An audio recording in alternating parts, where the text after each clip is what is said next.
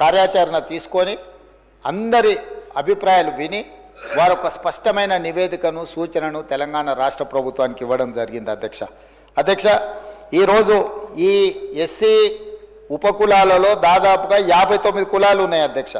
ఈ 59 కులాలకు సంబంధించి ప్రభుత్వ రంగ సంస్థలలో వాళ్ళు చేస్తున్న ఉద్యోగాలు కానీ, విద్యా అవకాశాలు కానీ, రాజకీయ అవకాశాలు కానీ, గ్రాంట్ అండ్ ఎయిడ్ సంస్థల నుంచి కూడా కమిషన్ సమాచారాన్ని సేకరించింది అధ్యక్ష.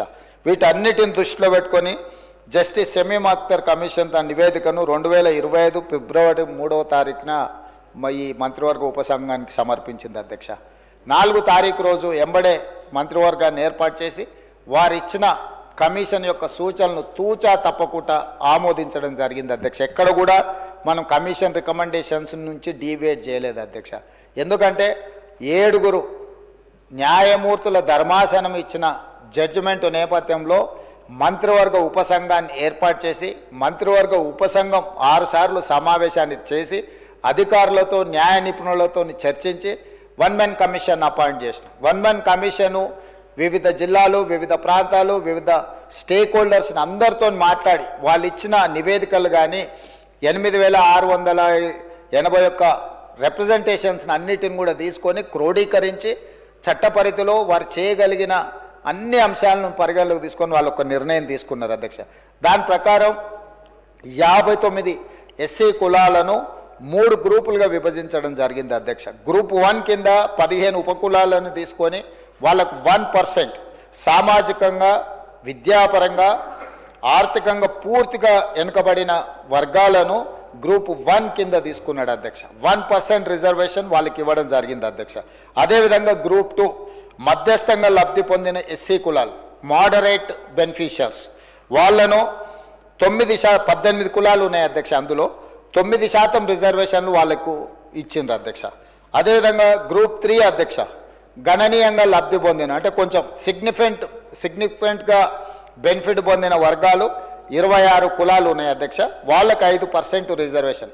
ఈరోజు రాజ్యాంగ పరిధిలో ఎస్సీలకున్న 15% రిజర్వేషన్లను గ్రూప్ 1 కింద 1%, గ్రూప్ 2 కింద 9%, గ్రూప్ 3 కింద 5%, 15% రిజర్వేషన్లను ఈ రకంగా పంచడం జరిగింది అధ్యక్ష. ఈరోజు ఎడ్యుకేషన్లో కావచ్చు, ఎంప్లాయ్మెంట్లో కావచ్చు, పొలిటికల్ రిజర్వేషన్స్ కావచ్చు, ఆల్ అదర్ రిజర్వేషన్స్ అన్నిటిని కూడా పరిగణలోకి తీసుకొని ఈరోజు ఈ ప్రభుత్వము ఈ నివేదికను తీసుకొని వచ్చి మీ ముందు పెట్టడం జరిగింది అధ్యక్ష. అందుకే అధ్యక్ష ఈరోజు ఈ చారిత్రాత్మకమైన సందర్భంలో ఒక మంచి నిర్ణయం మనం తీసుకున్నప్పుడు ప్రతిపక్షాలన్నీ కూడా ముందుకు వచ్చినాయి. ఈరోజు కృష్ణమాదిగతో మొదలు పెడితే చాలామంది 30-35 సంవత్సరాలలో ఈ ఉద్యమంలో చాలామంది పాల్గొన్నారు అధ్యక్ష. ఈ ఉద్యమంలో కూడా చనిపోయినారు.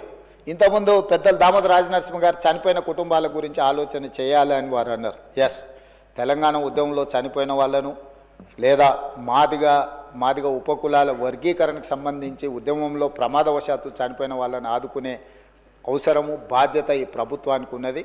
నేను తమరి ద్వారా వారికి నేను మాట ఇస్తున్నా, రేపు ఇందిరమ్మ ఇండ్లు ఇచ్చే దాంట్లో ఈ కుటుంబాలకు ఖచ్చితంగా మొదటి ప్రాధాన్యత కింద ఇందిరమ్మ ఇండ్లు ఇవ్వాలి ఆ కుటుంబాలకు. ఎందుకంటే పిల్లలు చనిపోయింటారు, తల్లిదండ్రుల పరిస్థితి ఏ విధంగా ఉందో తెలియదు, కుటుంబ సభ్యుల పరిస్థితి ఏ విధంగా ఉందో మనకు తెలియదు.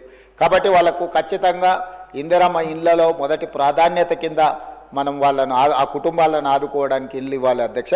అదేవిధంగా రాజీవ్ యువ వికాసం కింద నిన్ననే మనం కొన్ని పథకాలు ఇచ్చుకున్నాం. ఆ కుటుంబంలో చదువుకున్న యువకులు కానీ యువతులు కానీ ఆ కుటుంబం అంటే వాళ్ళ సోదరులు సోదరిమణులు ఎవరైనా ఉంటే వాళ్ళకి ఈ అప్ టు 4 lakhs ఏదైతే ఫైనాన్షియల్ అసిస్టెన్స్ మనం ఇస్తున్నామో వాళ్ళ ప్రాధాన్యత కింద ఆ కుటుంబాలకు, ఆ చనిపోయిన కుటుంబాలకు ఈ రాజీవ్ యువ వికాసం స్కీమ్లో కూడా వాళ్లకు అవకాశాలు కల్పించాలని చెప్పి తమరి ద్వారా వారికి మాట ఇస్తున్న అధ్యక్ష. ఇది ప్రభుత్వం యొక్క బాధ్యత. ఎందుకంటే ఒక ఉద్యమం జరిగినప్పుడు, ఒక పోరాటం జరిగినప్పుడు ఎవరైతే ప్రాణాలు కోల్పోయినరో ఆ కుటుంబాలను ఆదుకోవాల్సిన బాధ్యత మన అందరి మీద ఉన్నది అధ్యక్ష. అందుకే అధ్యక్ష ఈరోజు ఏ నిర్ణయం తీసుకున్నా 51% ఆమోదిస్తే సరిపోతుంది ప్రజాస్వామ్యంలో. కానీ ఈ నిర్ణయంలో 100% అందరూ ముందుకు వచ్చి నిలబడి ఈ వర్గీకరణకు సంపూర్ణంగా మద్దతు పలికినరు. ఇకనైనా ఈ సమస్యకు శాశ్వతమైన పరిష్కారం దొరుకుతుంది.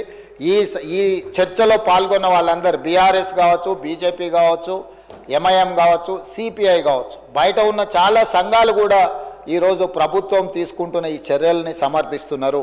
కాబట్టి అదేవిధంగా మా మిత్రులు వివేక్ వెంకటస్వామి గారు రిజర్వేషన్ పర్సంటేజ్ 15 నుంచి 18% పెంచాలి పాపులేషన్ అని అన్నారు. ఎస్, వాళ్లకు దామాషా ప్రకారము జనాభా ప్రాతిపదికన రిజర్వేషన్లు పెంచాల్సిన బాధ్యత ప్రభుత్వాల మీద ఉన్నది. 2026 జనాభా లెక్కలు పూర్తి కాగానే ఆ పర్సంటేజ్ ప్రకారం రిజర్వేషన్లు పెంచడమే కాకుండా దామాషా ప్రకారం ఆ రిజర్వేషన్లని ఈ గ్రూప్ 1, గ్రూప్ 2, గ్రూప్ 3కి పంచే బాధ్యతను మన ప్రభుత్వం తీసుకుంటుందని చెప్పి సభ ద్వారా వారికి స్పష్టంగా నేను చెప్పదలుచుకున్నాను అధ్యక్ష. ఎందుకంటే ఒక రిజర్వేషన్ పెంచాలంటే ఇప్పుడు మన దగ్గర ఉన్న